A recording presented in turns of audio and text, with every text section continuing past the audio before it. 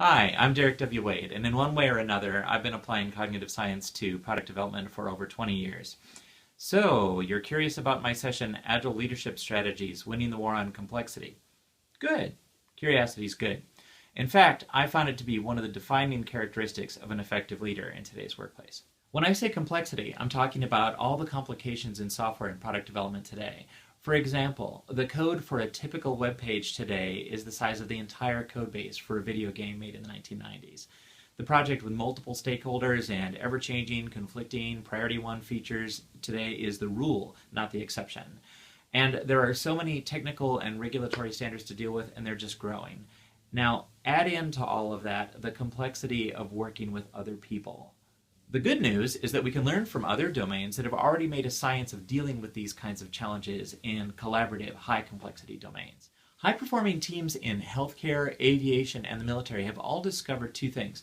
One, that everybody has inside their heads a picture of the outside world, the problem, the process, their peers, and that picture in their head informs all their decision making and problem solving.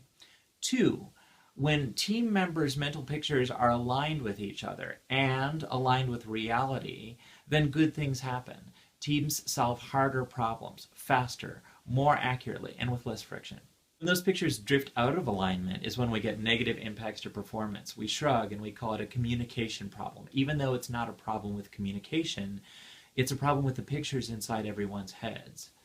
So in this session, you'll get an introduction to what's called team science, the ways in which teams effectively create, update, and use their collective pictures of the outside world. At my session, we'll explore the human limits of using these mental pictures and examples of work practices which are helpful or harmful to those limits.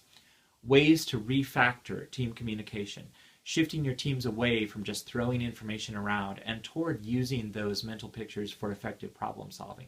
And leadership positions and attitudes, like curiosity, which help teams think outside the box. You should walk away better prepared to nurture and support high-performing teams, teams that can respond quickly and appropriately to the complexity that they encounter. I look forward to meeting you.